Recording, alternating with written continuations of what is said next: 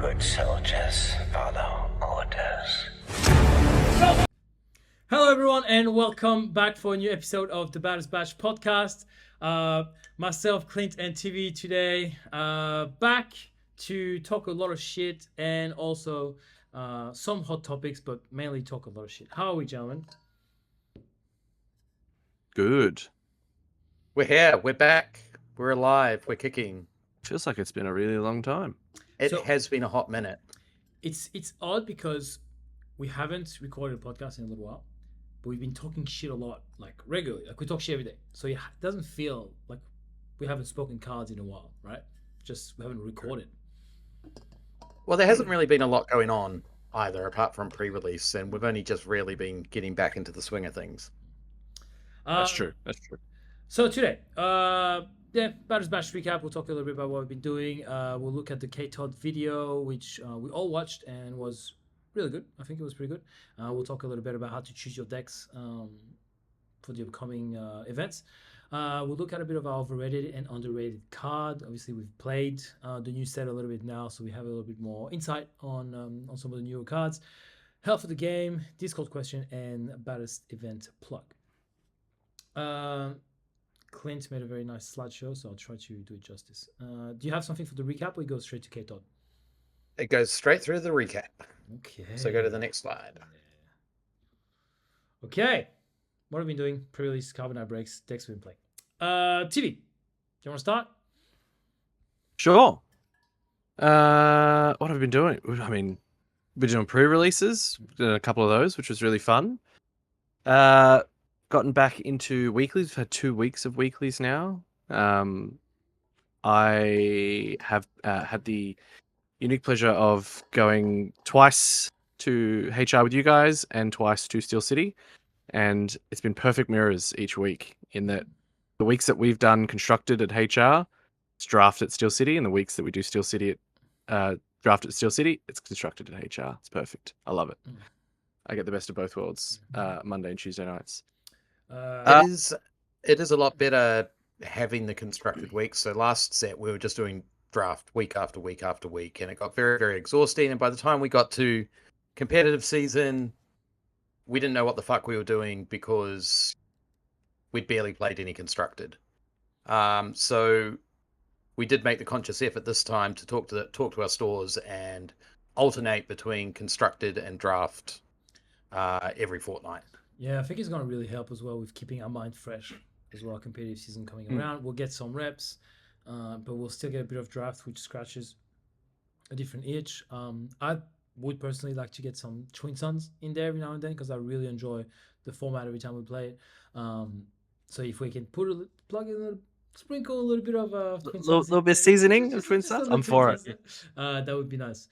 I've got the Twin Suns mat now, the new one, the 4-player mat. Shocking. We're ready to go. It's on. Shocking. We should- Tivi has another product. I don't think that it should be FFG called has to offer. the 4-play mat. I think you should just play the 4-play mat. The 4-play mat. I think it suits us a bit better than the 4-play mat. Yeah. I don't want to know what Tivi's doing on the 4-play mat. You'll be a willing participant by the end, mate. Don't you worry. Pre-release wise, look, pre-release were fun. We did some together. We did HR together. Is that the only one we did together? Yeah, I think so. I mean, we you're- definitely didn't do as many as last time. You and I did a GG Top Right together, but TV wasn't there. TV, you were busy around pre-release time as well, so you didn't end up doing a ton of them. Yeah. But they were fun. Yeah, good to do a bit of sealed. Good to get our hands on a new set. Didn't crack anything particularly exciting, but no, it was fun getting back into the deck building side of things as well. I think there was a lot less. I mean, we didn't see. There was one showcase at HR. Adam cracked the tranche. That's all we saw. Yeah. There wasn't anything at. Oh well, I mean, we cracked 2 showcases at the midnight pre-release at Steel City, but they were from Carbonite boxes, not from pre-release boxes, so it doesn't count. One thing I will say about the set, though, it is the rate that they've increased the Legends has felt a lot better than it did with Twilight. Oh, I don't know if we've talked about it on any of the videos or anything, but like that last box in my case, a 10 legendary box. Yeah, that was cracked. Oh, was a good time. Felt nice. Well, the first pre-release box I opened, I think I cracked 5 legends out of my 6 packs as well. Yeah. I guess now we're talking about cracking. I think it's a nice segue into the carbonite breaks that we've been doing as well. I'll start by saying this is the most fun I've had cracking packs in a while. I always have a good time cracking packs with the boys, but the carbonite breaks we had, like we did a break at HR where I think Clinton and I split a box, and then the Baddest batch split a box, like we each took a third. And every pack that we opened was fun. It was like it was dopamine straight there, right there. I don't know, just we had to check into AA afterwards. Yeah, just Straight the perspective out of HR straight to AA. The because you know that there's such a high chance of you getting something. It's so exciting. Like it's so much more fun. Like Well, you open not a for regular, us. yeah, not for us. We had a shit opening, but it's. I think that's exactly the point. Is we had a shit opening, but it didn't feel like it. Like personally, like you look. So we should contextualize it between us, and we'll include Carl in the maths on it. 4 carbonite boxes were opened, and not a single showcase or serialized prestige was pulled. So, kind of a feels bad moment, but it was fun. You were right. Not in the moment. In the moment, like I couldn't care No. less. I had so much fun. That's me. That's me. No, I agree. And then you, Tivi, you cracked a carbonite box Cracked 2 on stream? I cracked, as well? I cracked one on stream, and I cracked. I cracked the Vader. Yeah, I cracked the Vader. So yeah, that's right. So I cracked one at pre-release with Scotty and Dan and the boys at the midnight pre-release. Yep. I didn't crack anything great then. Then I had the second box and I cracked that on stream and got the Darth Vader showcase, which was very nice. And then I degened the following week. The following week, you just I don't know How many showcases in 2 box, Clinton? 3, right? 3. That's 3 showcases. That's nice. I mean, not 3 good ones. Like Poe was the best one out of the 3. Decent one. That's not a bad showcase. And we were saying before, like I've pulled showcases every set now, but they've just been the shit ones. And Poe is actually the best showcase I've pulled every time, like out of all the showcases I've pulled. What was more ironic out of that whole carbonite break, still didn't pull a single Sabine's masterpiece. I've cracked like 4 boxes worth of stuff, 2 carbonite boxes, and whatever random packs. I've only pulled 1 regular Sabine's masterpiece, and I'm the only one that wants to play it out of the 3 of us. It's the gift that keeps on giving. It's honestly, it's so delicious that it must be fattening at this point. It's just could sample all day. Anyway, carbonite's fun. Carbonite's fun. It is. Decks we've been playing. Some of it hasn't been including some of the prestige cards that we pulled or purchased. I've personally been playing a little bit of Kaz ECL, where I've been playing some carbonite, some prestige fireballs in there. Really nice. Bit of Kaz ECL, some Jango Talking Town. I played a little bit of Asajj Green and Thrawn Green yesterday. I got a few reps, felt amazing, which got me back in the mood of playing some rampish green stuff.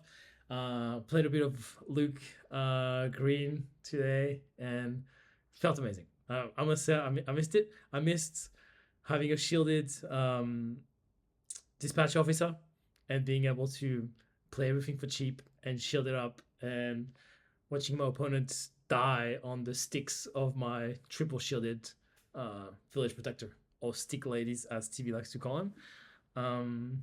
So it's been delicious. I've had a ton of fun playing constructed. Jango's fun. Again, you and I had a TV and I had a Jango mirror on Monday. That was really fun. Just a lot of cool stuff on mine. I've been really enjoying playing constructed. You and I have very different definitions of fun. Yeah, your fun is you like it over in 2 minutes. Hey, quick and satisfying. Satisfying, still open for debate, but quick we'll agree on. Go ahead, What have you Clint. been playing, Clint? never had any complaints? What are you playing, I don't Clint? even have time to process. What have I been playing? I've been playing some Kaz. I'm leaning into it because you're not going to answer Sabine, and I think we're all excited for that. Yeah.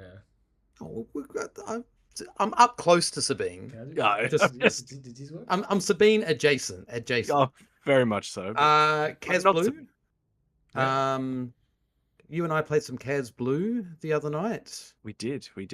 I enjoyed it, and I did make some changes and played some more games, and I like the changes that I made to it. So I might be a little bit back on Kaz Blue. Mm-hmm.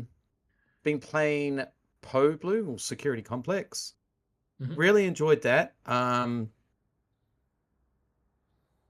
Played into Scott the other night, and he smoked me with Boba 4, but I don't know whether that's just my terrible gameplay or Boba's Video is up just on a YouTube little if you, bit. if you haven't seen it. Boba's just a little bit. The pressure that it can apply was just a little bit too much. It's pretty. Yeah, it's pretty full on. It is. And tough matchup so for you but- because the anti goes through the shield, and you have Yeah, a shield in the yeah. deck. So But Poe really fun. I Yeah. underestimated Poe a little bit. I thought he was going to be a bit av, but I actually really enjoyed playing him. I think I enjoyed playing him more than I enjoyed playing Kaz, but Kaz is super fun as well. TV, no surprises here. Well, I mean, I did say I was going to play a lot of Thrawn, and I have mildly pivoted to the Thrawn adjacent deck. I think you need to give Thrawn a go, though. I Like, am you going to have- build it. just for Obviously, research. I have the showcase incoming, which I'm very excited for, and I got this guy recently, which is very exciting. I don't know if it's big up. It's Yeah, it's Man pretty- of your dreams. Before you, He is. He Bef- is. He before lets you- me play all my favorite things for 2 less, which is just wonderful. Before you keep it Uh, up, speaking of showcases, if anyone has ever have like showcases that they want to sell for a reasonable price or more than reasonable that we can use for event pricing, like we're always looking to buff up like our event pricing a little bit. Like we try to be relatively community focused in terms of pricing. So if you want to participate in that effort, feel free to reach out to us, and we'll be happy to try to accommodate. Take those off your hands. So yeah, go ahead. Absolutely. Yeah, no, look, Piet is a lot of fun. And shout out to Andrew from the Games District at Airport West down in Melbourne, who shipped this up to me wonderfully. I'm loving it. I get to play all the fun stuff that I love. The big pizza slice ships and play them for 2 cheaper, ramp amazingly, and play the Colossus blue base with 35 health. Which, yeah, Disgusting. I hate playing it's I very much. it's a thing. It's just tough to get used to. Obviously, only drawing the 5 cards, but in blue black you get Pershing. So I played against Scott's Boba 4 yellow, just disgustingness, and I'd played against it before and rinsed me. We played one game. We played three games last night because I didn't manage to snake one off him. Yeah. And the difference on that game, and I didn't replicate it in the third game. So he won the first one, I won the second. Yeah. And I think I misplayed in the third, not doing the same strategy again with Pershing out. I soaked up too much damage on Pershing and didn't Didn't draw maximize the enough. draw enough because I was trying to keep damage off base. So yeah, but Pershing's fun. I love playing those interdictors for 5 instead of 7. Wonderful. I What? it And sorry? surprised me. And Han. I have built Han 1 yellow to just fully close the loop on our levels of Degenerate. meta playing degeneracy. Since we've had the conversation that Han is a control deck, it's flipped a switch in my brain and I've started playing it, and I quite like it. I didn't think I have to admit, I have played a little bit of Boba 4 Yellow as well, and it has surprised me how much I've enjoyed playing it as well, more so than Jango. Like, I don't know, Jango I just didn't like playing, but Boba 4 is kind of interesting. It's like a little bit of a puzzle, and I like the putting your opponent or making your opponent, well, giving them a problem and they have to solve it because you're just throwing all this damage at them. Like, okay, well, you have to decide where to put it. I'm not going to tell you where to put it. You decide where to put it, and then it just keeps applying that pressure. And Scott made a comment to me on Monday night going, yeah, this is what it feels like playing against Sabine, just all the pressure. Now you know what it feels like. I'm like, okay, Scott, fine.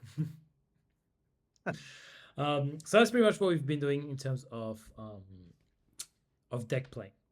Now, speaking of meta decks and what we've been playing and what you should be playing to prepare for the upcoming tournaments, KTOD released a video which was called Choose Wisely. I recommend you go check it out. Yeah, good video, honestly. It's a really good video. Absolutely. I really like the Indiana analysis at Jones the references start. are amazing. The analysis at the start is really good. The end is a bit anticlimactic because it's a really good build up to just say, well, I'm going to play this and that's it. But it's really good analysis, really good way to look at the meta, and you guys get a bit of a look at how the better players kind of approach bigger events. Obviously, we do that too, but at a bit of a lesser extent, I guess. And look, we're referencing this because we're not trying to reinvent the wheel. They summed it up perfectly, so why not just absolutely use what they've done and throw them some credit for it? We're going to shout out their good work as well. So as you can see, And I think we have a lot of these discussions as well, right? Just like in our Discord, individually with us and like with other people. And I think, yeah, you're right. You hit the nail on the head. This video, I don't consume a lot of like YouTube content. This is one I sat through and watched all in its entirety and actually enjoyed it. So I'll go through a little bit, but obviously the expected best deck, he's got Jango.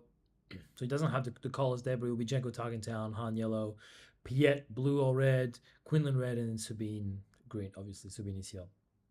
So that's what I don't know how much they spoke about it as a team, but that's what he presents as the expected best deck with the upcoming sectors.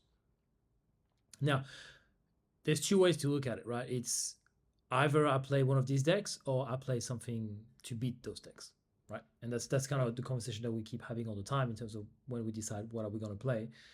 Now, our meta, granted, tends to be a little bit different than the American meta. And there's a tournament in Milan, I think, next weekend. So the first sector is in Milan. The European meta is again a bit different than the American and the Australian, which is great. That's what makes the game beautiful. It's a little bit more control-y, mid-rangey control-y than the aggro mid-rangey that America tends to be. And we tend to have a bit of everything. And so he looks at it. We're just the sea of jizz. Not us, but our meta. And he looks at it as like, okay, decks that beat Jango and Piet but loses to Han. So you've got Boba, Gar, and Sabine, right? And decks that can beat Han and Piet but loses to Jango, you got Quinlan, Han, and Anakin. Obviously, it's Han Green. It's Han Green. Han Green. That's true. It's Han Green. I mean, I think, yeah. So do you say Han Green specifically? Did he? Yeah, I he did. Yeah. So you see in the picture, like there's the little green. I can't see that. Yeah. So I didn't pick up on it at first, and then I had to go back and I watched it, and I was like, yeah. So he means Han. Yeah, green. So like casino-y Han. You know, ramping. Oh, yeah. Sorry, because it's saying beats Han and Piet but loses to Jango. So the Han Green does beat the Han Yellow. Yes. Yeah. It's interesting to have Anakin in there because I don't even think that Anakin beats Han very well, or Piet for that matter. Like Anakin's a bit slow, I think, for Piet. In my Anakin player experience. So just off the bat, would you be in the left column or the right column? The decks that I would be more likely to play a deck on the right. To be honest, just looking at it, I like Quinlan. Actually enjoy Han Green, and I have a lot of reps with Anakin. So I could easily see myself play right. Left, I love Boba. I'll say that Gar is a bit of a weird space for me. I love Gar. Yeah, and Sabine also is a bit of a weird space. Like I enjoy playing all these decks, but like I have a soft spot for the ones on right, especially Quinlan, Anakin, and Han Green does some very nice things. So I'd probably be more right. But if I was to prepare for a tournament, and if we're thinking, okay, what do I need to beat? I'd probably pick something that needs to beat Jango. So I might take something on the left, which in that case would probably be Boba. Correct. I think if If I was going to a tournament this weekend, I don't think I'd be taking Jango because I don't think I want to be running those Jango mirrors like 2 or 3 times, especially in the top 8 if you hit the top 8. Would I make top 8? I don't know. But if you were to hit the top 8, you're more than guaranteed to hit at least 1 or 2 mirrors in that top 8. There was a slide that we haven't included on here, but Mike from KTOD basically said his prediction is that maybe 22 to 25%ish of the meta would be Jango. If that's the case, I don't know why you'd take Jango. In Swiss. I think you'd take something that beats Jango. 22% is still not that high. It's 1 in 5. It's still 1 in 5, and if you're on 7 rounds, you're only versing 7 people in Swiss. And I think I think we had this conversation once, whether recorded or not. Like, that's kind of a different scale. Like, you think of the first Melbourne PQ where there was 90 players. Like, if you're doing 7 rounds, you're only playing 7 of them, and you could dodge every single Jango player. You could. As you get to the higher ends, possibly not, because you should expect to see a few Jangos up there, but you could still dodge them all. And that's the whole. It's better to be lucky than good sometimes conversation that we have. But I do see what you're saying. Like, we played the Tebow and I played the Jango mirror because I thought that if Tebow wants to lean into Jango this set, you're gonna have to get used to playing the mirror. So let's whip it out. I built it. It was fun. I personally think it was fun because I was playing Tebow. The gameplay was probably not like, it made me think a bit more than it did every time I've played Jango. Like when I've been playing it on the site that shall not be named.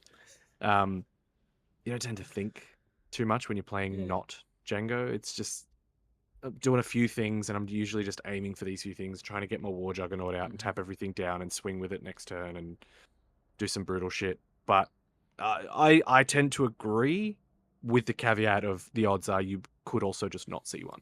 Yeah. But I haven't played the mirror, but did you not find that the mirror was just who drew their sneak attacks or their triple duck raids first? No, that was not our experience. Really? Because that's what I would presume. That first game, I don't know, like Tebow is just a good player and pulled out a victory at the last. You just kept everything down. He was 2 health.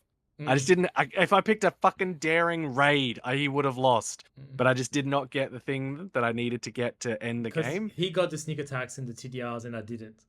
That's why it was really. It was like he said.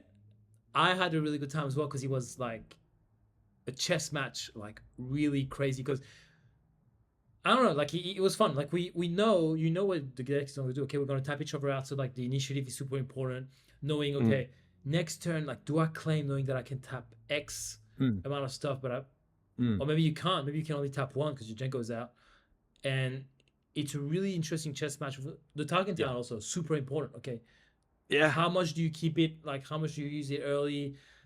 And I didn't use my Tarkin Town in the first game. Yeah, and that made a big difference. But I think my downfall in that first game was I was playing around a surprise attack you didn't have. The surprise strike. Because if you had the surprise strike. If you had the surprise strike, you won. And I kept worrying about that. And if I had just gone, nah, fuck it, you don't have it, and played it differently, I think I could have closed it out. But I kept delaying, and I didn't claim when I probably should have.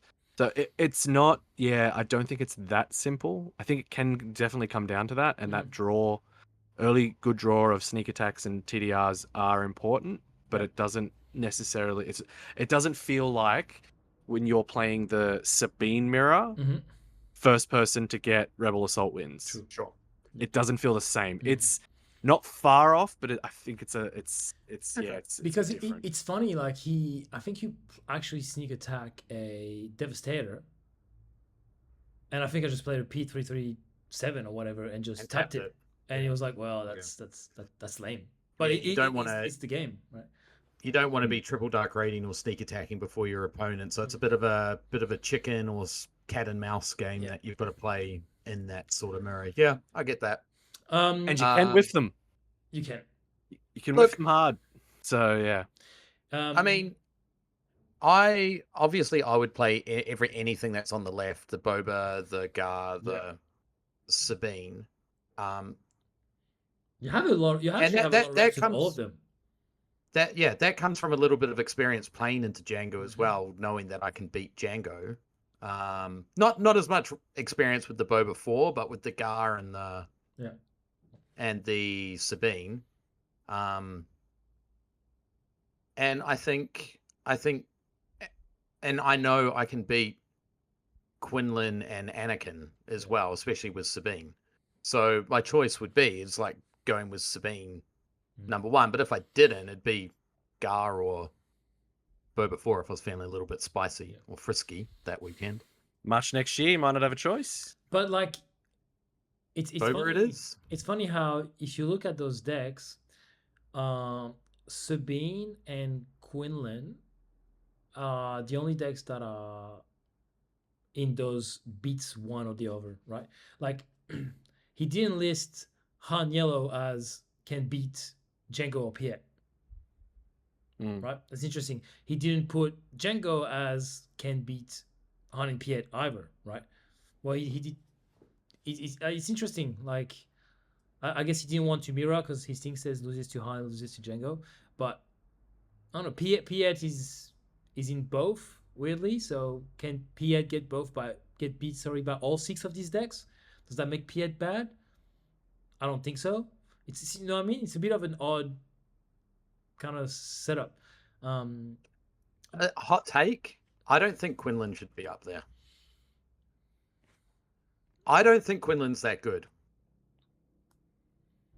Like, yes, it won events, but I don't think it's kind of at the level that I think a lot of people put it at. I know at the start of set 3, we were like, oh, Quinlan is the deck to beat. Quinlan's been worked out now. I think it's solid enough. It's solid enough, but Yeah, And I think that's the thing. I think it's if you were to make like what a top 5 leaders, yeah, I don't think I it's think- top 5. I think he's in there. I think he's at the bottom. Sure. Because I- that's the thing. I think there are a lot of things that can do. I think it does some pretty generic things quite well and quite comfortably. I think you're right though that most of the time we know how to beat Quinlan now. We've seen it Sure. a lot in the last set.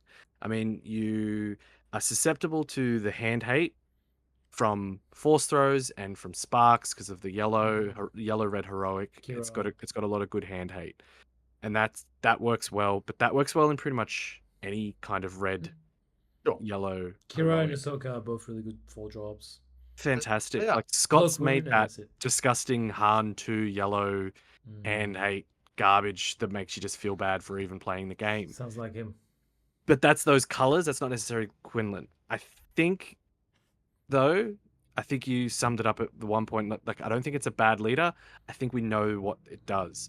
So It's- when I'm playing Han, I'm just going to play off curve, and you're not going to ping me, and I'm going to make your leader thing useless. You can hand hate me, but I've got enough smuggle that it's probably going to be okay. That I'm going to survive. I'm just going to clear your board so you can't Plo Koon me. Like, Yeah.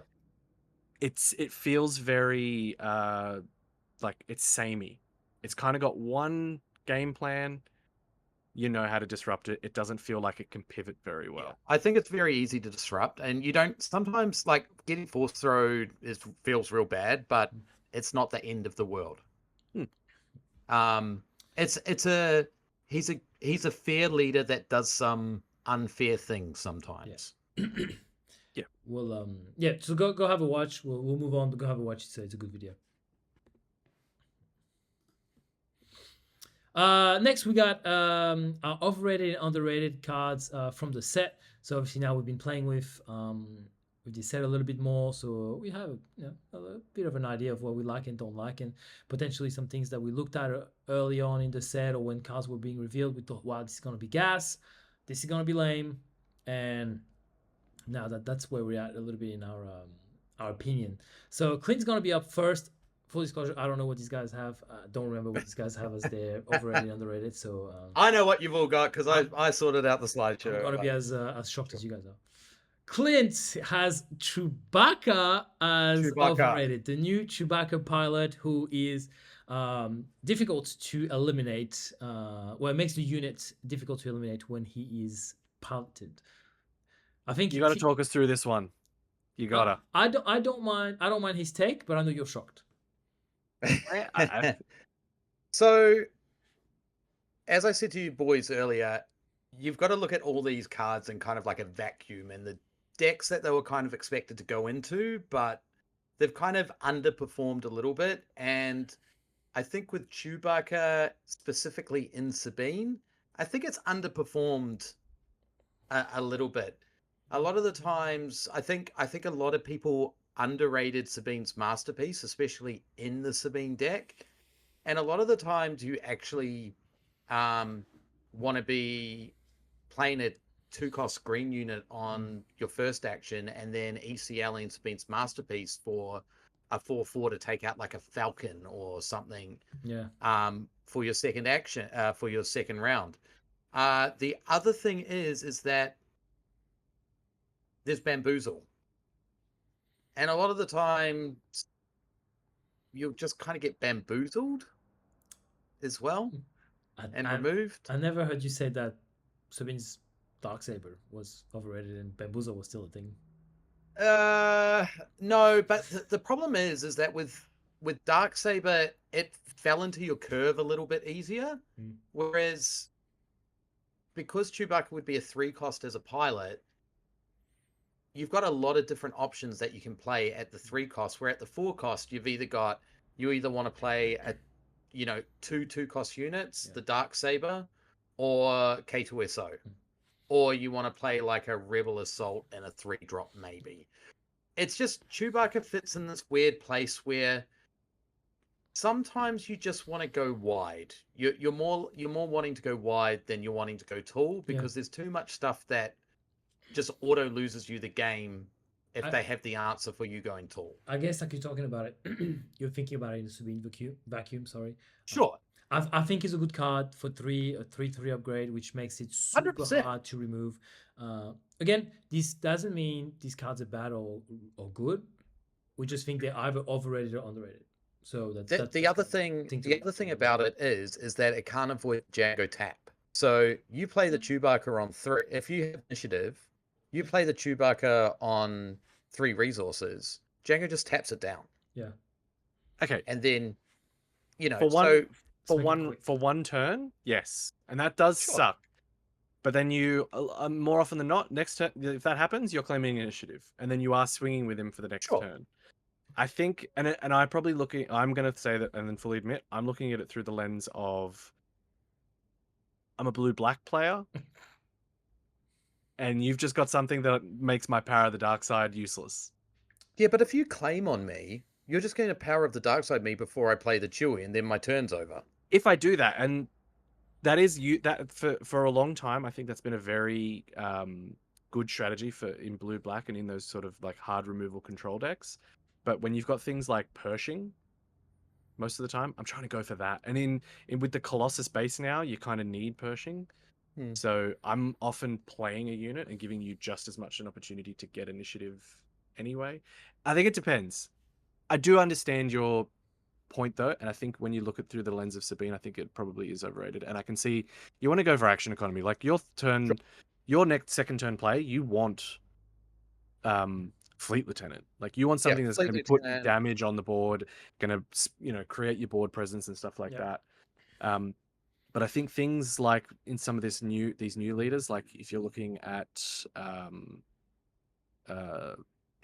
using the Luke leader or using what's his name, Wedge. I think it does sit somewhere, but I definitely see your point now more that we've talked. Look. My hot take is that I think we're gonna, by the time we get to the end of the meta, pilots aren't gonna be a super thing. I don't think we're gonna be in a piloting meta. I think people are playing with them now, but when it all shakes out, if there's no super duper big answer for Jango, I just don't think pilots are gonna work. They're gonna be too slow. Moving on to TV's overrated. TV's got Trench Run as overrated. So I think the reason I put this one, I had a little bit of, I was kind of just think when we talked about this question, the thing I was looking at was, what are the cards we talked a lot about, and what are the cards that lots of people were talking about? And we saw it in forums, and we saw it on Discords, and we saw it on videos and podcasts and reveals, and it was always like Kaz, Kaz and Trench Run, what a combo. But like, I don't think Kaz has been solved yet. I can see things that work, but I can't see the end result that's gonna, shake up the meta and make Kaz the new meta aggro. So I think Trench Run, everyone was talking about it, like, oh, look what you can do with Kaz now. You can bash him with a fighter for 4 and do all this cool stuff. And then that you're right, you can. But yeah, I just think it was a bit overrated. I think too many people talked about it for too long. So Trench Run synergizes with Kaz, but doesn't synergize with Kaz. Because a lot of the units that you're playing that synergize with Kaz are not fighters. Yeah. So you've kind of got this split between fighters that you want to play, but your better units are actually the Millennium Falcon, the Stolen AT Hauler, which are what you want to prioritize over the fighter units. And then Trench Run kind of becomes like, I played a few games with Kaz Oscillator, and it was a great deck. It was fast, very glass cannon though. Like it kind of died at just by a soft breeze. If you didn't really kind of curve into it correctly. I think that's pretty much what Kaz is, right? I think we've talked about this a little bit, that it's powerful, it hits hard, it hits fast, but it's I don't think Kaz's home is in red though. Fair. I still think there's something there with the blue. It's fine. I'm back recording, but yeah, we just all right. Moving on to my overrated. I have Sabine's Masterpiece. Now, Sabine's Masterpiece is a good card. Again, I'm not saying it's a bad card. I was super hyped for it, and I've tried it in Kaz ECL. I did try it in my Luke as well. It just sticks to my hand a little bit, because especially when I'm with Kaz, like I want to ECL it so bad, and I want to ECL it with green so bad that a lot of times I just don't play it. I just feel it a bit underwhelming with the yellow, depending where you are. But if you're far into the game, it's not as powerful. Granted, I haven't played it with the red that much. Blue is all right, but the green is the best, in my opinion. The green is the best, especially if you're going to ECL. Yeah, it's the experience. And at times, I've often found myself like, well, okay, that's cool. I have another Falcon, but either my opponent has maybe it's on the board and my opponent has played, but I only have like a yellow unit, and so like even if I already one resource doesn't do much for me, my opponent is tapped out. Like I feel like it loses its value a little bit if it's not the green. I guess the blue, like if you're a bit behind. I think it needs to be in the green-red shell. Potentially, because you're getting the damage off it as well if you're attacking. Yeah, again, I feel like it feels amazing if you can ECL it. I don't know if you'll play it, if you'll hard cast it as much. Again, I'm still trying to figure out. I think it's a really good card. Slightly overrated, in my opinion. That's all. Still good card. I think it's very narrow where you've got to play it with ECL and you've got to play it with Sabine. It might have some other sort of niche cases, but tell you what, the Restore 2s on it is nice as well. I played against a Hera deck on the side that shall not be named, and that was working wonders in it. Because yellow, blue, green, red. Because you have a bunch of specters. Can have everything. You can have all the specters. Yeah. And literally get all 4 of them pop off. It had a lot of specters, so it was working well. Nothing you can do against Luke's shield and sentinels. But moving on, we got covering the wing for Clint's underrated. Okay, I like it. I cheated a little bit because I had a late honorable mention. That's fine. Because that's the director. I'll allow it. This card's really, really good as well. Yeah. Covering the wing. Man, it just does some cool shit for really cheap. Yeah. Shields one of your dudes, creates a 2/2 body. For 2, it's great. For 2. It's phenomenal. This has to, if this is not being played in your blue deck, you need to stop playing this game and go start playing Lorcana. No. Can we get a stamp on how long it took? Bingos. Honorable mention Because for this- Yularen, right? Have okay, you been playing it? honorable mention. I have been playing it. It's in my Kaz deck, Kaz Blue deck. Okay. Now, verse Boba, and this might be just like a really narrow instance as well. If you're just loading up all the indirects, and then you kind of play, you don't play Yularen as a unit, you play him as kind of like an event to give all your units grit. Yeah. All your units now that have been taking all this Boba indirect damage are now punching for like 6, 7, It's 8. it's a good And I'm like one winning because- games on round 5. because if you're behind, you can go with restore. It's right? crazy. If you Yeah, need a yeah. sentinel, like because you're lethal, he's got lethal, you need to stop right now. Like it's super versatile. Now the thing is that it's only on vehicles. This needs to be mentioned. Like it's only give that to friendly vehicles. So Sure. it's got to be in a certain shell. I think in a rose, it's probably phenomenal as well in a rose deck. But I think you're right. I think it's a really good deck. And he's a 5 body as well. He can soak up 4 indirect damage As you from can tell, Boba. Clint has been playing more so- blue in the last 2 weeks than he has for last year. in my whole career. Hey, As- look, Obi-Wan. The subtle bullying still- it's this- starting to this- pay off. Like This, we're this starting card to is see starting to make me results. look at Obi again. That's fair. If we go to TV's underrated, it has the resupply carrier, which underrated. I don't know. It's rated. I think it's fairly rated. Okay, we talked about this. The You and I did, context of actually. underrated I'm using is I don't remember talking much like when we were going through spoilers and seeing cards. Like we kind of talked about, it's really good in a Piet deck because you flip Piet, you can play it for 4, you can play it for 5 on Piet deck, and you ramp. But I just don't remember. Like it's not like it doesn't feel like it's a staple discussion card, especially in yet. green decks. Yeah.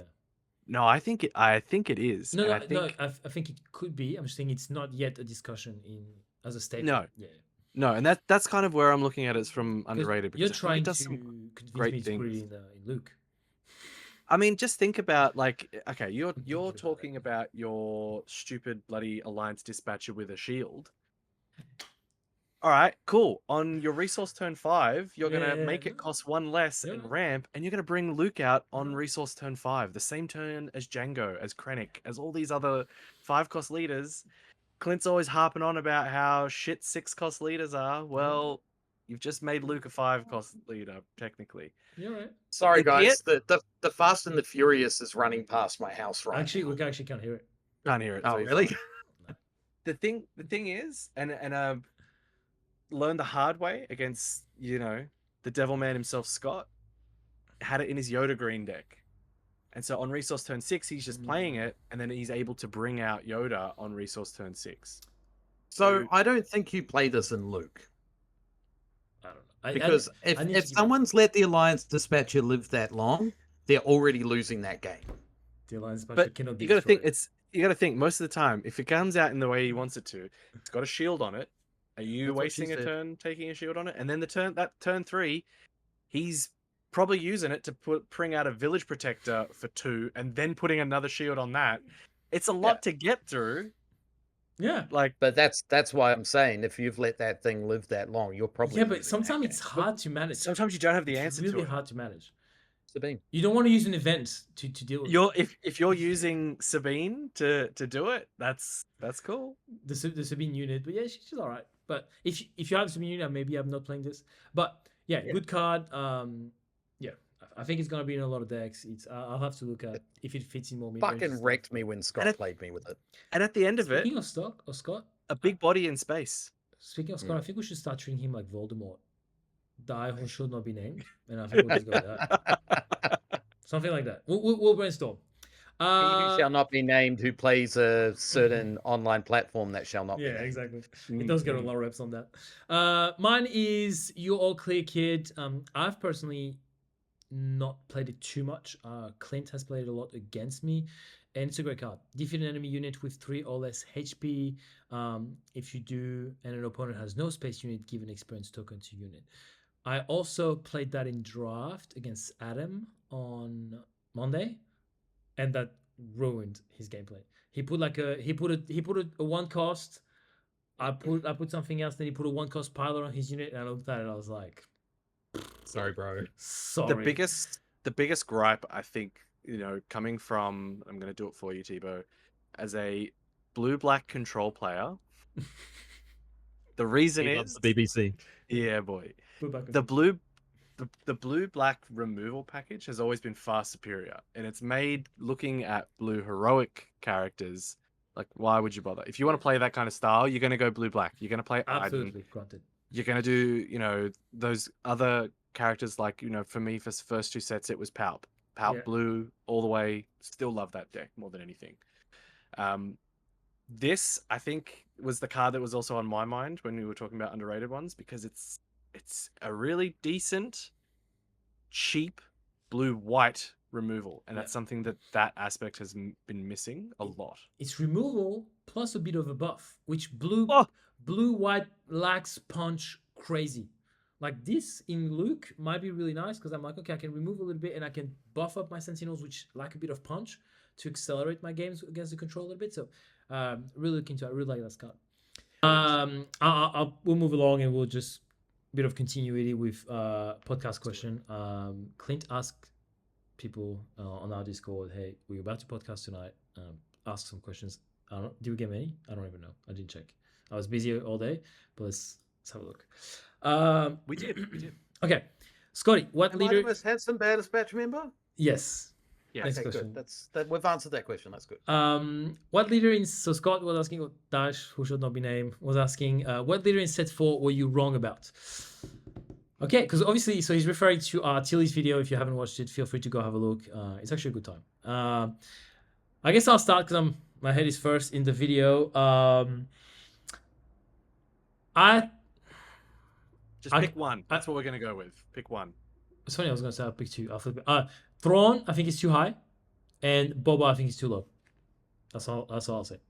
That's the answer Scott just really wanted, was that Boba was. I would move Boba to A and Thrawn to A as well. I need to play more of the green version of Thrawn. I think there's definitely something there, like the exploit version. Feels good in testing. But that's kind of what I'd go with. I don't even know if I'd have Kaz in S, but that's where I'm at. TV, you're second. Go ahead. I agree with exactly that. With the Piet goes to S. Okay, agreed. I'm cool with that.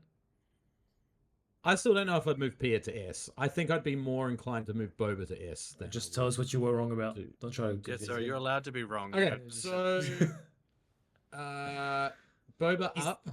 Boba definitely is better than I think anyone probably thought. Well, the majority. Mm-hmm.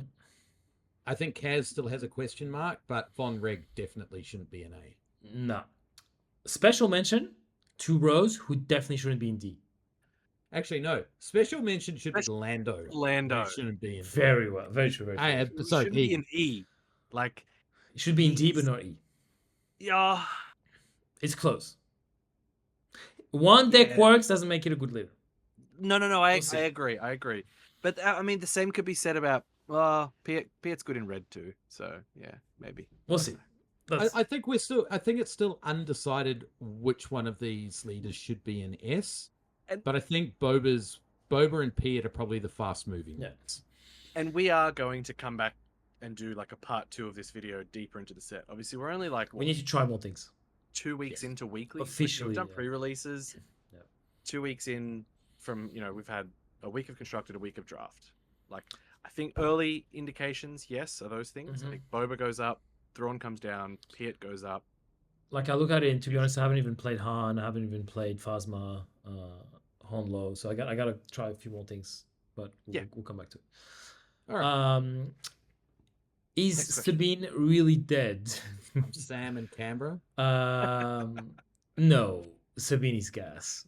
Like, I think it's gas. Like, there's a lot of people that have gas. written Sabine off. Oh, it doesn't win against Jango, blah, blah, blah. Nah, fuck, Sabine's still gas. I don't know that it got a lot of new cards. Maybe Sabine's masterpiece, but it's gas. Like, I think Rekka loses a little bit of its flavor, but it's still great. I disagree, but Okay. I think I think what's happened is Sabine's matchups have improved because the other decks have gone Slightly worse than Sabine. I think just expanding what Tebow said about Rekka, I think there is now more opportunity to just dodge the ground and make Rekka less effective. Less Poe's still impactful. I great. see what you're saying. Less yeah. impactful. He's less impactful because I'm just not going to play, especially because there's leaders who are pilots who you don't even have to send to the send to the ground, and you're just like, oh, cool. You're going to ECL a Rekka? Go for it. But There's what nothing leaders there. are you talking about, though? We'll see. Poe's good, but we'll see. Like Poe? again, we're not saying we're not saying Rekka is bad. We're not saying I'm just saying No, it's It's less still a impactful. phenomenal card.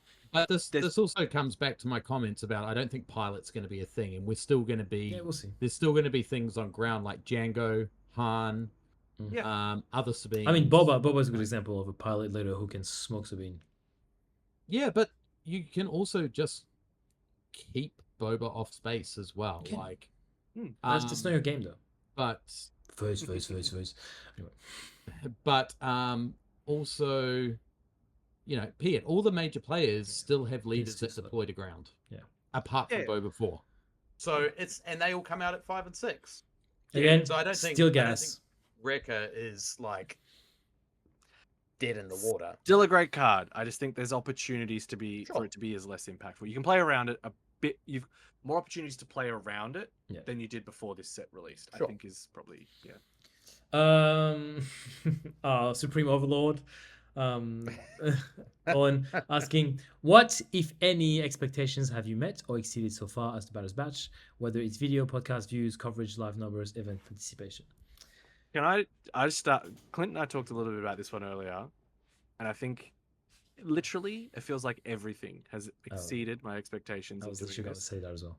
I genuinely thought when we first talked about this and we started this up, there's going to be 5 people that watched / listened to this, and we were going to be 3 of those 5. Yep. Like, yeah, look, and we spoke about it often, especially when I mean I'm the YouTube guy, so I look at the numbers and kind of report to the guys, but YouTube views are again, saying they're really good is contextual, right? They're good because of what we do, because it's niche. Obviously, we're trying to aim to keep growing and get a bit closer to some of the bigger content creators. But views are good. Podcast views do less good than gameplay, but we have so much fun doing it that we're gonna keep doing it. Coverage live numbers are good. Like honestly, like we have a good amount of people tuning in for the PQs. I think timing of PQs is really important, but it's been good. Event participation, our 2K was the bomb. Like honestly, we sold out. We could have gone a bit bigger, but we were conservative for the first one. 1K, we're still not sure. We're still a bit on the fence about how successful this one's going to be.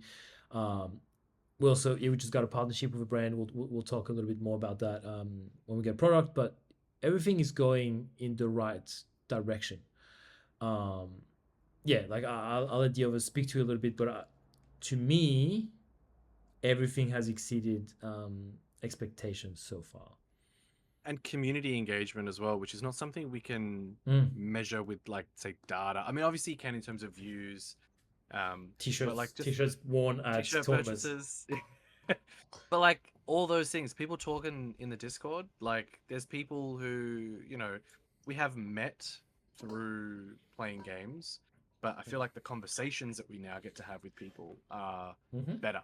For sure. Like, you know, people like, you know, some of the Onyx guys and the guys from Canberra, like just having more chats with those guys. Like, yeah, every aspect of this has, I think, met and exceeded my expectations by far in you know, every tick box. Yeah, the surprising metric for me was the gameplay videos, and the amount of views that they get about 1,000 each on a regular. Yeah, it's actually very, very surprising that people want to watch my shit gameplay. So, for a bit of behind the scene context, there isn't a gameplay video where Clint takes part in where he doesn't tell me, "Nah, this was shit. Nah, This shit. It was shit. There's nothing to post in this one. This shit. I misplayed. I misplayed. It wasn't great. It wasn't good. Horrible Uh, gameplay. It's not even worth uploading. Not a gameplay be video fair- that Clint is a part of that it doesn't happen. I am very hard on myself because And I love you for it. because of the criticism that can come along with it. But also at the same time, when I go and watch other gameplay videos, I 2 don't plays really in, there's a care. misplay. Yeah, I don't really care. Yeah, Like, but I don't care though because I just Exactly. want the content. exactly. So, but it is surprising. The streaming metrics were amazing. Mhm. Like I was blown away, especially with the views after when we uploaded all the VODs. Yeah, we do get it a lot. It was great. They Mm. dropped off towards the end of the first PQ last PQ, season, yeah. and which is to be Expected. expected because all it was Han, Sabine, and Jango, Mhm. and everyone was sick of watching those, which I get. Yeah, Like that's not a problem whatsoever. But Why we're not it's- making them because we're sick of it too. but it's like again, as Tiffy said, it's exceeded all of my expectations. I didn't expect to be getting thousands of views on Yeah. videos within a few months. yeah. No, it's amazing. and the growth, right? Like we're almost at 400 subscribers on Yeah. YouTube, which, like, in the grand scheme of YouTube content creators, that nothing. is small. Yeah. Oh, but like it's kind of big when you're looking at the fact that there's 60 people at the Sydney PQ. Yeah, There's 90 people at the Melbourne PQ, and some of them were that first 90. Like some of them were Sydney people. So like to know that people want to watch this stuff, and we're gonna keep making it even if people don't watch it because that's where our expectations were. It's awesome that people are enjoying it. funny. And Tebo's world famous as well. He'll play on the platform that. shall That's not what be I was literally mentioned. about to say. Literally And what I was people about go, to say. "Oh, are you the streamer on? The Are you Baddest the Batch?" commentator on the Baddest Batch?" And Tebow goes a little bit red and coy. No, but like it's literally what I was about to say. Like sometimes, obviously, before the platform that should not be named moved into like a better testing. Like we have our sleeves on there, right? My sleeves plus my name, and people are like, "Oh, like hold on, are you the like Clint said? Are you a commentator from Baddest Match?" I was like, "Yeah, cool." And they're like, "Oh, I love your stuff. Like I watch all the time when I have breakfast. Like I live in Boston." And I'm like, "What? What do you mean Yeah. you live in Boston and you watch us when you have breakfast? You watch us play cards? Like it's phenomenal. It's a surreal Crazy. moment. Those are It's good actually feel crazy. good moments. Yeah. They're awesome. But that's kind of why we do this because we love it. Like we just obviously we try to have our own kind of approach to doing this. We're just being the boys playing cards and talking shit, and we're just gonna keep doing that because that's us, and we're not gonna do content any differently. But we have a good time doing all this. So yeah, I think that's all that has been overwhelming. Is there anything that you guys are a little bit I guess not disappointed, but you'd be like, oh, I thought this would go better, or I thought this would go better. I mean, to me, I guess I can say Twitch subscription.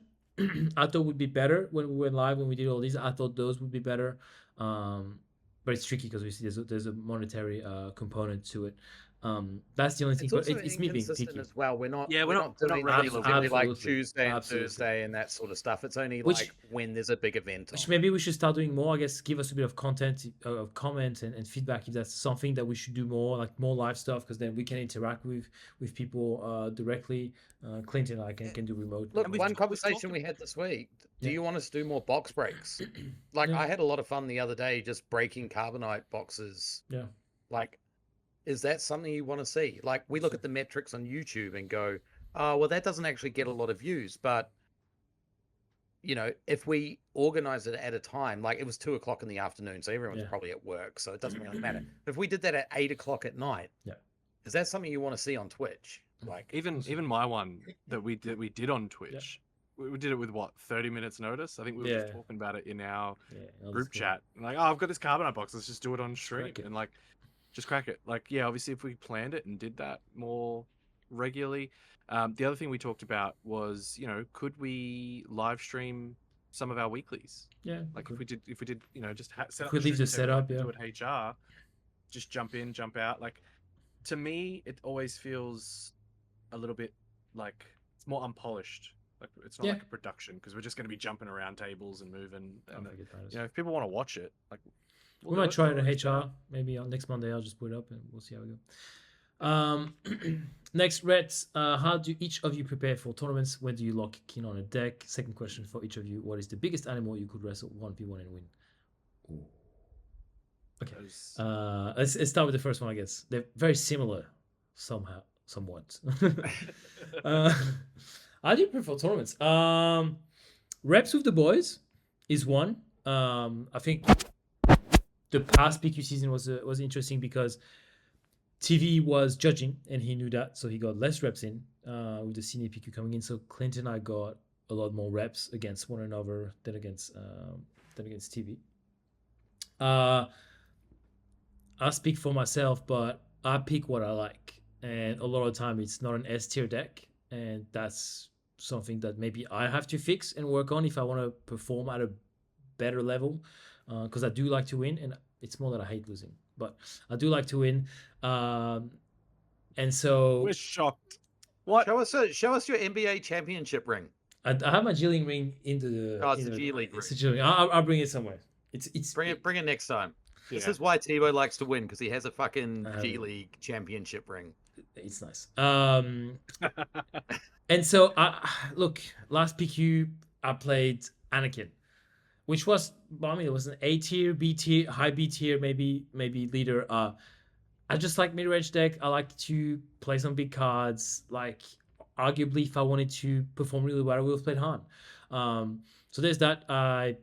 In terms of when do you lock in a deck, relatively early-ish, to be honest. Early in the last set, I wanted to play Quinlan, and then I was just wasn't having fun. Like, to me, it's a lot about fun as well. Like, I need to have fun playing that. I don't care too much about, oh, well, what's my percentage of winning against this matchup, this, that.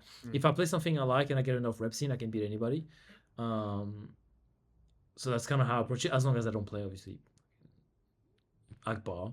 But yeah, so this set, I started playing Jango a little bit. I like the deck, and it's a higher tier deck, which I'm thinking, okay, maybe it's my time to try to win big. Well, big, right?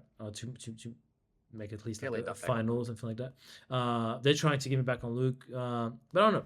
That's kind of how I prepare. I don't stress too much looking into tournaments, as long as I get enough reps into the boys. That's with the boys at locals. If I do a couple of showdowns, that's kind of my prep. It's not very fancy, but it's just how it is. Gentlemen, Clint? Yeah, Tivy doesn't prepare. Just a raw talent. I mean, look, I've just been very fortunate in SWU for the last 12 months that the deck that I play is an S tier deck, but it's a deck that I enjoy playing as well. I know you laugh at me, but if it wasn't an S tier deck, I'd probably still play it because I still enjoy playing it. Like, no, I think this is something we haven't recorded, but I don't know if you've actually been in the room when I've said this. But I have been, as much as I do give you shit for playing Sabine or playing, the next closest thing to Sabine, I am, when I'm, especially last set, was jealous that I don't have the same attachment to a deck. Yeah. Like, me last set, probably because of too much drafting, but I couldn't even pick a deck. One, because yes, I knew I was judging in the PQ, so I wasn't as heavily invested in Premier format anyway. But my favorite deck is Pout Blue, and last set, and I mean, it didn't really feel it happen as much in second set, even though the cards were in second set. Han hitting such prevalence, kind of made it a lot less impactful. Probably because Boba gate kept it a fair bit, like the original Boba leader. Yeah. And as a Pout player, I didn't have a lot of issues going into a Boba player, because if they DJ me, I'll just kill DJ and get my resource back anyway. It's not destroyed like it is with Han. So I've always struggled with that, and that's something that because my favorite deck is kind of, I won't say unplayable, but it's unplayable at higher levels. Sure. Because of the higher level is usually going to have some Han, and there's just nothing good for me to play into Han with as a Pout player. I'm the same as Tebow, though. I like to pick something that I enjoy, and I enjoy control decks. And I'll try and play out a few other things. Last set I played that Krennic ECL deck. It's not a control deck, but I had a lot of fun with that. And I would like to keep trying that at some point, but it's probably not what I'm going to focus on anytime soon. Yeah. I'm also going to be pretty heavily into judging anyway. So same as Tebow, I want to find something that scratches the itch of the control player in me. And weirdly, Han's doing that now. As much as I talk shit about Han ruining my favorite leader, I have to play a stupid heroic leader to get the control itch scratched. Yeah, again, as I said, like I've just been lucky that the deck that is my playstyle aggro just happens to be like the best sort of aggro A tier, like S tier deck, and I haven't had to drop off it. Shadows, there wasn't really any sort of leader that I wanted to kind of switch to. Why did I play? Then in Twilight, no, that's a lie. I kind of picked up on Gar a little bit. I really liked Gar's playstyle, but it still didn't. It didn't really have a lot of the tools, and I'm really interested in picking up Gar again this set. So, looking at that KTOD video that we watched before, those 3 leaders on the left, all the leaders that I've been playing this set. That was even before that video came out. Like, it's like, yeah, that's my wheelhouse right there. And those are the 3 that I'm going to be probably focusing on for the rest of the meta as well. How we prep for it? Just jam games, learn the lines. Reps are the most important thing. We have a weird meta in Australia. As I said earlier, the Australian meta is the sea of jizz. Like, you can turn up to a tournament and you can guarantee there are going to be, there's going to be 60 people there. There's going to be 40 different decks. Yeah. And you're going to get blown out by one of them if you know nothing about it. All you have to do is rely on your own experience to get through that sea of jizz, basically. Before we move on to the next question, interesting mention, because you talked about that KTOD video and the decks on the left and right. That reminded me, I read a really good comment underneath the video, which said, watch out for people trying to play a deck that they want to showcase off, including Luke and Vader. So that's definitely a sectors/regionals thing Something to because keep in of mind. that pricing thing. Because if you hit, if I remember it correctly, it's if you hit the top 64 and you are the highest place leader in the top 64, that you get a showcase of it. So So something to keep in mind. I think that's why you're seeing people on the site that shall not be named, a bunch of them playing Vader. Luke and Vader. Maybe I should fly out and play Luke. Smash out the Dude, it'd be way cheaper just to buy it for the $500. Being the best Luke player is not what I'm worried about. Is making 64. That's what it comes down to. But yeah. What's on the second question, the most important question of the day? For each of you, what is the biggest animal you could wrestle 1v1 and win? We're talking fight to the death. I don't think that's what wrestling is, but okay. It is now. It's yeah. Well, what was just wrestling for points? You're gonna wrestle a bear for points? What is this? No. I mean, I don't want to die at the end of it either. Well, just kill it. Okay. That's why you have to. It literally says 1v1 and win. Sure. So he's the whatever. This is kind of like would you rather fight Oh, I have a good one. 1,000 rats No. or I got it. monkey or- No. It's 100 horse size. Oh, that's what it is. Or 1 duck size. Oh yeah. I've got one. 100 I've got a good one. No. Yeah. Let's do this first, and we'll talk about. I think going with some sort of a monkey is a relatively good answer, because we cannot even fighting grounds, right? Like, it's monkeys are really strong. They're really dense, really strong, but obviously not a gorilla. But chimpanzees are pretty strong. But something of that realm, because I just can't see myself fight a horse. It's just weird. A horse will probably trample me anyway. Yeah. I think you're out. I don't want to fight anything in water. It's just unfair. Maybe an ostrich. Oh, I don't know if I'd fight an ostrich. Nah, I think that'd slap you down. Just choke it. Look, what I will say is Good noggy. Tebow has a better chance than either Tivy and I. If you haven't seen Tebow with his shirt off, This man has been sculpted by the hand of Aphrodite herself. But you still think I don't think I can build an ostrich, so useless. I mean, that's just his choice. Like maybe, look, yeah, I don't know. I think some sort of a monkey. I don't know all the species of monkeys well enough, but I think something that would make sense. What do you guys have? I'm not gonna say bear. It's like Chihuahua. Clint loses arguments with his cat. TV? I'd lose to my cat. I can tell you that for free. I don't know. My kids, my youngest brought over this giant. The thing that's in my brain right now is a capybara. You know the. Oh yeah. Oh yeah, it looks like a wombat, kind of, right? It looks like a giant. It's just Okay. a bigger scale wombat. But then I was just like, I could fight one of those. One day. It just popped into my brain, and then I googled them, and I was just like, they're really dense. I don't know if I could actually. They're probably like 100 kilos. They're probably. Could I wrestle one down and just like pin it down to the ground? Maybe. I don't know. Probably wrestle a sheep, things like that. Yeah. It's pretty easy. A wolf? Could you do a wolf? Oh, I don't know if you'd wrestle. You could wrestle a wolf. It'd be close. I think like think it'd be close. Which Star Wars animal could you wrestle and win? oh. I don't even know a lot of them. What's Greedo? He's not an animal. He's a species. It's a species. a What's that thing that pulls the pod Tauntaun? races? Well, maybe a tauntaun. Tauntaun? You don't think think I can another- beat an ostrich, but you think you can kill a tauntaun? Are you guys out of your mind? That's not Lightsaber. killing. That's wrestle. Lightsaber. Well, Lightsaber. you didn't think I could wrestle an ostrich, but you think you can wrestle a tauntaun. You guys are out of your mind. A No, tauntaun I'm is thinking that 3 thing times the in size of an episode ostrich. 1 that pulls the pod race parts. Kind of like a 2-legged horse Yeah. thingy. I can't remember what it's called. I'm gonna lock in that answer for Star Wars. It's a little horse thingy. It's got 2 legs. Delicious crumb.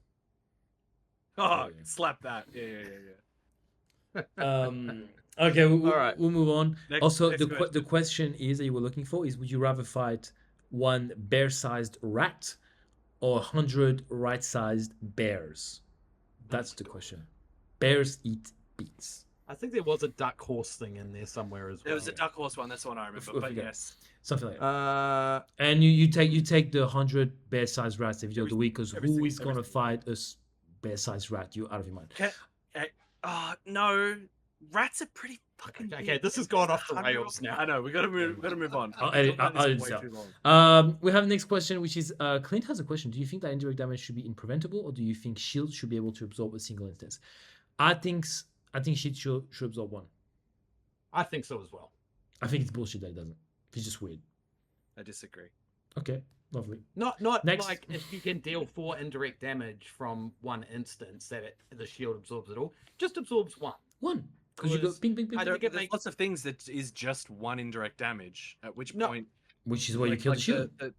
no, but that defeat that might as well just be deal 1 damage. No, because there's a point indirect. mechanically why it's slightly different.